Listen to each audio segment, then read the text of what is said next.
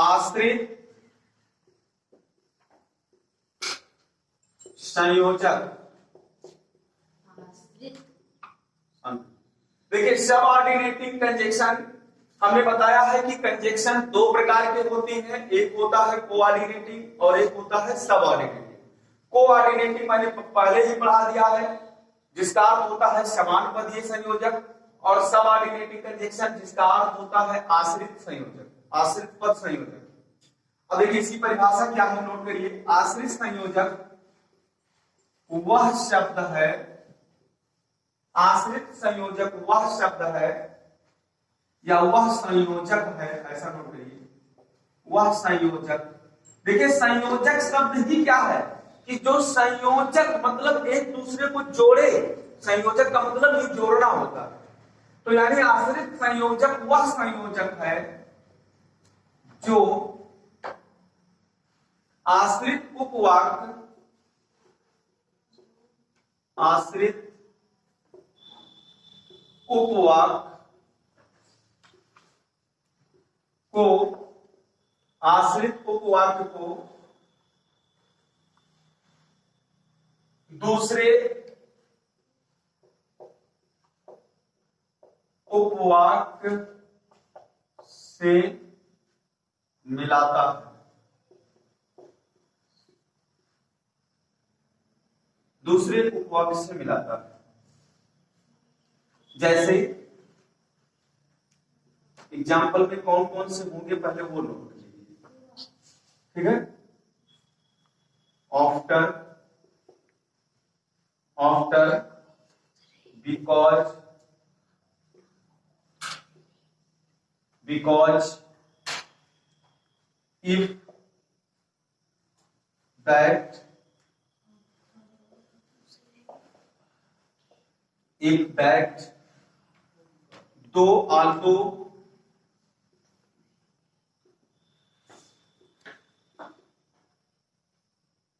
दो, also, while,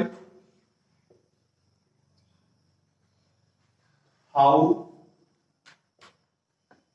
until, यहां देखिए नीचे दिख रहा है, यहां पर नहीं, यहां until नहीं दिख रहा, ये पूरा जो लिखा हुआ है देख रहा। चलिए तो ऊपर हम लिख रहे हैं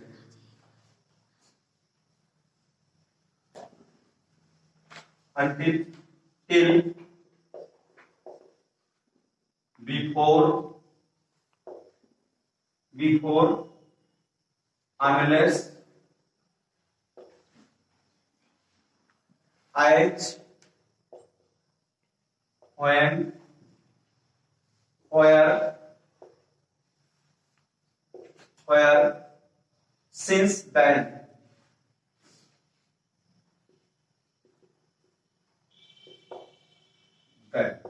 ठीक, देखिए इतने यहां जो ऊपर लिखा है और नीचे लिखा है ये सब क्या है, सबऑर्डिनेटिंग कंजक्शन है और दो वाक्यों के बीच में ये जुड़े हुए मिलेंगे।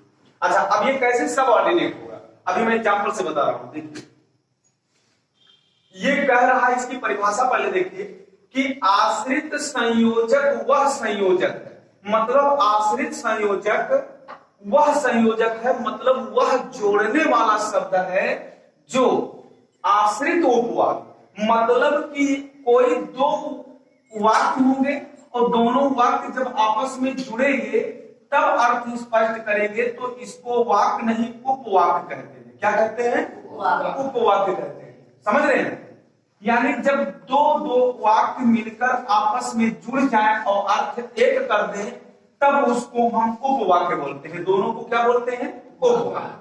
तो यानी एक वाक्य, इसमें एक वाक्य पर क्या होता है? डिपेंड, यानी आश्रित होता है। समझ रहे हैं? तो आश्रित उपवाक्य को दूसरे उपवाक्य से क्या करता है? मिलाता है। तो यहां पर मान लीजिए ये वाला आश्रित उपवाक्य है, तो इसको लाकर इस उपवाक्य में मिलाया, जो कंजक्शन मिलाया वो क्या, कौन सा कंजक्शन कहलाएगा? सबऑर्डिनेट कंजक्शन कहलाएगा। अब तो चाहे समझ में आया होगा। चलिए ये तो परिभाषा है, अभी एग्जांपल देते हैं।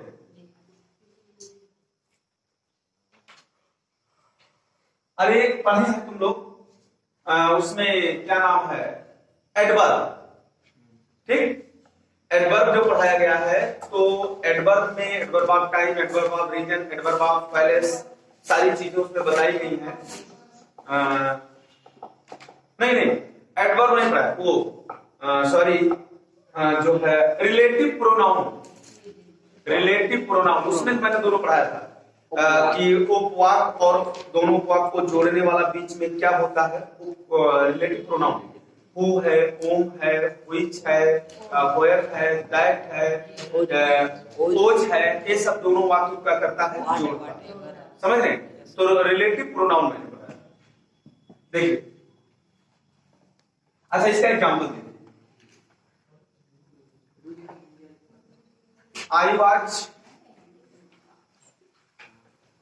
I was reading a book. I was reading a book when father come.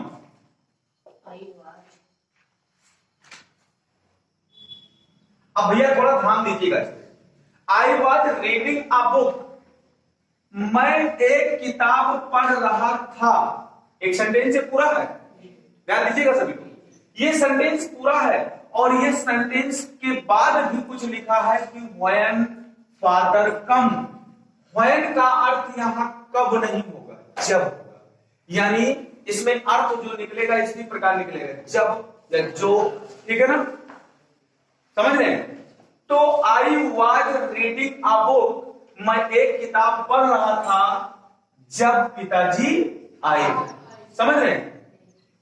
तो देखिए, अब हम अगर इसको पढ़ें, इतने का पढ़िए, जब पिताजी आए, जब पिताजी आए, क्या उसमें आप कुछ समझ पाए, कोई अर्थ क्लियर हुआ?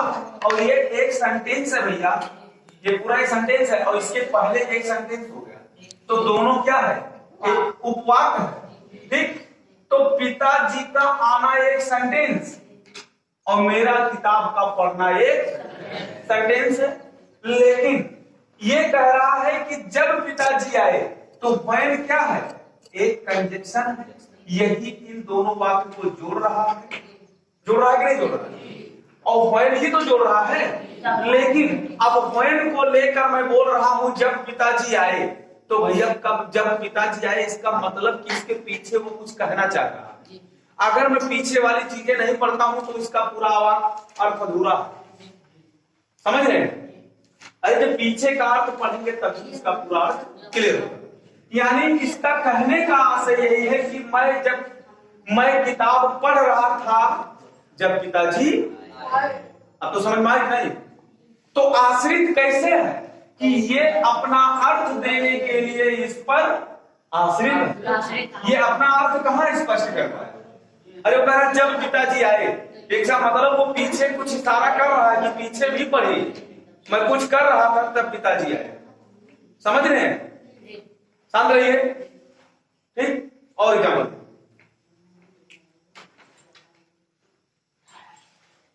इतना क्रेमल को समझ में आ गया?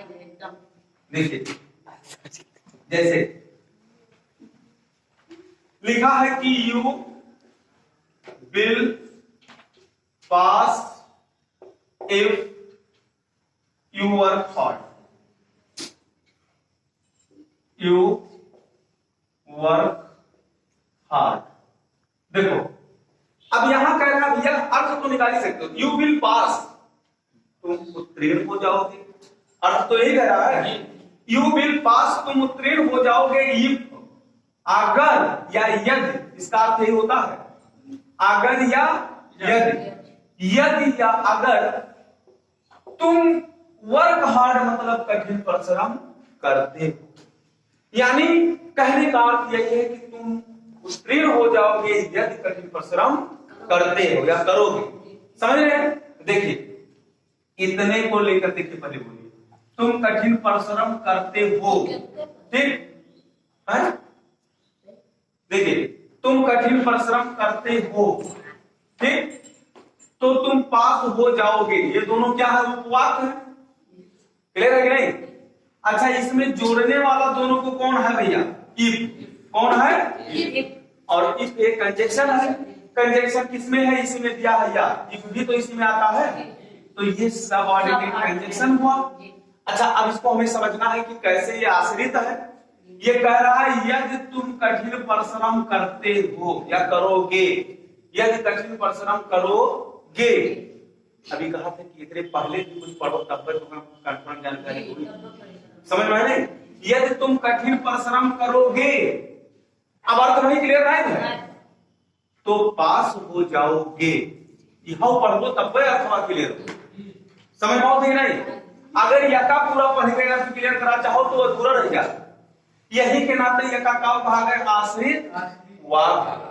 ये आश्रित है। आश्रित का मतलब कि उनके आश्रित मतलब उनके सहारे है, कि मतलब उन पर डिपेंड है। वो अगर अपना सहारा देंगे तब ये अपना अर्थ पूरा करें। तो समझ गए ना? तो भैया सभी लोग घर पे पढ़िए और ये वाला याद कर लीजिए, after, because, if, that, though, although, when, how, ठीक? और till, before, unless, as, when, where, since, then. ये अगर कहीं भी हमको कहा मिले दो वाक्य के बीच में, तो ये भी कंजंक्शन है, लेकिन ये सबऑर्डिनेट। समझ में आया? और बाकी कोऑर्डिनेट कंजंक्शन हमने पढ़ाई दिया है कि बट है, स्टिल है, एट है, और आर है, अदरवाइज है, और एंड है, एज वेल एज है, नॉट ओनली बट आल्सो है। वो किसमें? कोऑर्डिनेट। कोई डाउट? और ये क्या है? सबऑर्डिनेट। और ये सभी शब्द जो पहले मैंने पढ़ाया और याद भी लिखा है, इन सब का काम केवल भैया दो वाक्यों को जोड़ना। लेकिन ये जो जोड़ते हैं, समझ रहे हैं? ये जो जोड़ते हैं, ये एक वाक्य को दूसरे वाक्य से क्या करते हैं? जोड़कर, और उस पे डिपेंड जो आश्रित वाक्य है उसको यहां लाकर मिलाते हैं। लेकिन जो उसके पहले था कि जैसे एंड जोड़ दिया, तो ऐसा नहीं है कि इधर वाला पढ़ा गया तो यहां पढ़ने के लिए जरूरत है, ठीक? हमें यहां भी पढ़कर अकेला अर्थ निकाल सकते हैं और इसका भी अकेला अर्थ। लेकिन इसमें आश्रित वाक्य, हम इसको अकेला पढ़ें तो अर्थ स्पष्ट नहीं कर सकते जब तक इसको भी न पढ़ें। अब कह रहा भैया यदि तुम कठिन परिश्रम करोगे, तो इसका मतलब कुछ और है। करोगे तो क्या होगा? पास हो जाओगे। समझ रहे? तो यही